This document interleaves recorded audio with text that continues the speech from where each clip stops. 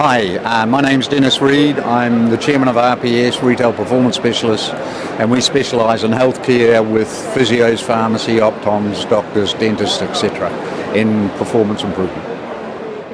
Okay, hi then, it's a pleasure to have you here on Pharmacy Talk today. So I'm just going to ask you a few questions and let's just get your ideas about things going on in pharmacy. So what do you think about the pharmacy cuts at the moment and how is that affecting the people and services and things around you? The challenge pharmacy have at the moment is the model's changing because of the NHS situation. And the biggest plus for pharmacy is that they have an automatic traffic generator through script.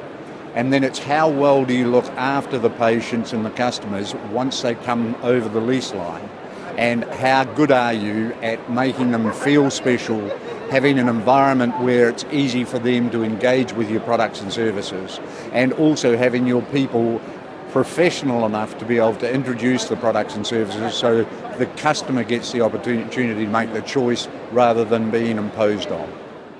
And what do you think about the future of pharmacy? Are you optimistic about it? What do you think is going to happen in the next years to the whole profession? Whenever change comes in, the people that have been in it the longest have the most difficulty trying to make the change because we've always done it this way. And so new people coming in are going, hey, this is a great opportunity, I can see how I can do it, I can actually make sure that we're offering the customers and patients all the products and services, and they engage their team to do it. Whereas the older people who've been in it a long time, the market's changed, the NHS are changing, they have to change with it, and that's very difficult. None of us like change, and it's a hard thing to go through.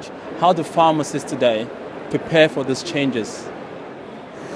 What you have to do is create an environment where the patients and customers come into it and they get exceptional service, they get products and services that are merchandised so that I can choose myself, and it's easily, the signature of where to go for what is very, very clear. But the most important thing is you need a team of people in your pharmacy who want to play. And the old saying is you can't fly with eagles if you're working with turkeys. You must get people on board who want to turn up every day, really like the environment, really like the patients and the customers that you've got, and are engaged with the products and services. Pharmacy does a phenomenal job. They need a team in the pharmacy who want to complement that job. Do you have any ideas on how we can still motivate our staff despite all the challenges? Sure.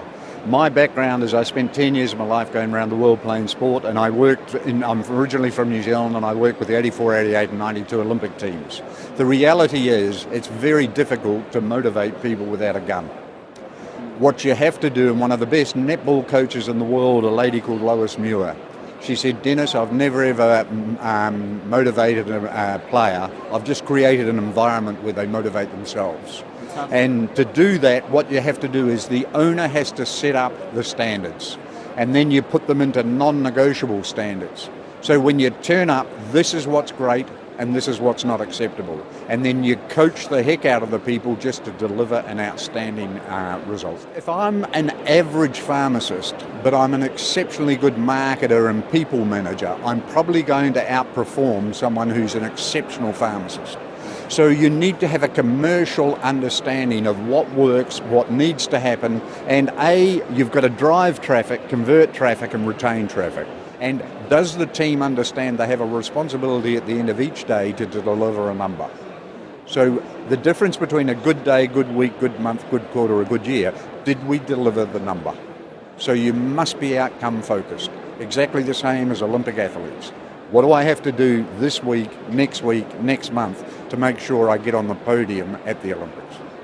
Just tell us something, any advice you can give to all the young people out there that want to become successful pharmacists or to move forward in the future. What skills, what do we need to do to get ourselves prepared to be excellent in the future? First of all, you have to want to do it. It's a mindset. This neck-top computer of yours will tell you, listen, I'm excited and I want to have a go at it. Secondly, you must understand what are the rules of engagement to own and run a pharmacy. And then thirdly, you've got to have the commitment to keep doing it. So it's short-term pain for long-term gain. Understand, how do you market your business? Understand, once people walk across the lease line, how do we give them an exceptional experience? And thirdly, be very, very mindful of, at the end of the day, you must deliver a number or you go broke. So we're uniting pharmacists to discussions, conversations. Right? What do you think about the idea of getting more pharmacists to have conversations together, pharmacists from different sectors, to have conversations and share ideas to sort of unite the profession? I think that's where you learn. And, if you take sport as a benchmark, they get benchmarks of what are the opposition doing and how are they doing it well and what do we need to do different. This is where it's all at. Unless you start talking to each other, but you have to act on it. So creating this environment where people can share ideas and everyone can have a different point of view, it's what you've got to work out is if your MURs are exceeded every year, then you don't have to worry about that, but the NMSs might be. Your OTC, if it's under 20%, you have a huge upside opportunity. And then what are you doing with flu? The best of best I've seen out there with the flu, I know a pharmacy that currently has a target of 500. They have 352 people registered to come in for the flu injection already, and they haven't even started delivering. Other people are saying, we aren't talking to the patients yet. Well, the surgeries are going to pick them up. So, you've got to be ready and you've got to be willing and you've got to have a plan of attack.